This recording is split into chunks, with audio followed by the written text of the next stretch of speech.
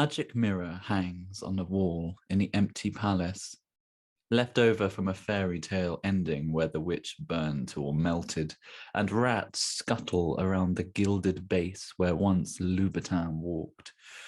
Dusty corners and stories untold in the stillness, but still it hangs, waiting for the next reflection to stir and awaken.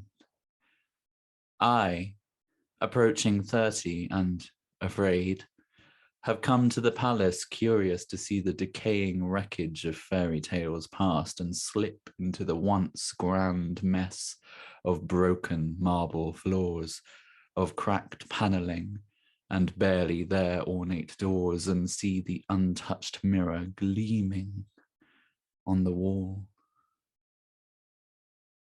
Stumbling towards it, I trip, my palms flat against the glass, and the spectral mask swirls and appears on the other side, separated from me by only a thin pane of glass and a world. Only reflect. It murmurs to me, cold and crisp, the voice shuddering through to my fingertips. Standing before the gilding and glass, I gather myself and ask questions about myself and where I am going and how to get off paths of destruction that I have newly identified my feet are edging towards.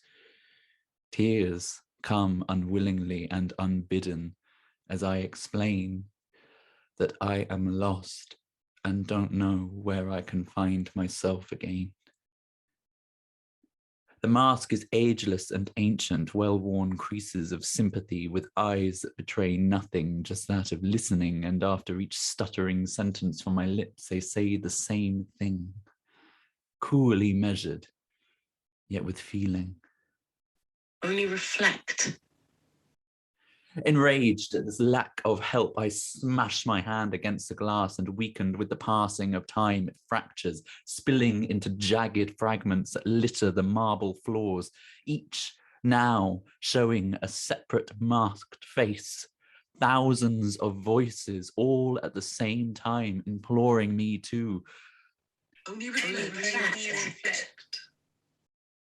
Full of fear and rage, I seize a nearby rotting chair, obliterating the shards into smithereens till they are ground dust on the cracked floor, and the voices have fallen silent once more, and I am alone again in empty, regal decay.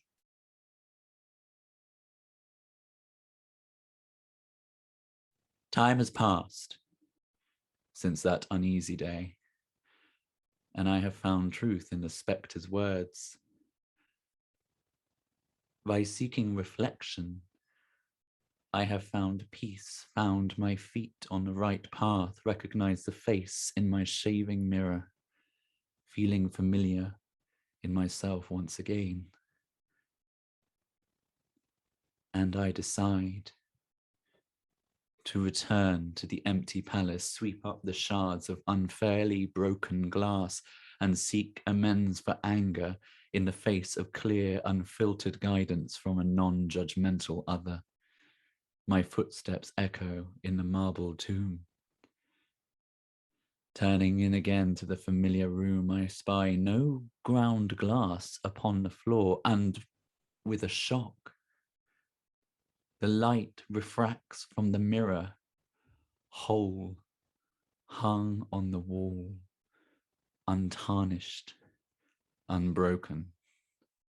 The face floats. I start to stutter, my eyes afraid, the chill setting down my spine. The face turns and turns, till catching my eye, and in an act of utter redemption, smiles. Only reflect. It says kindly.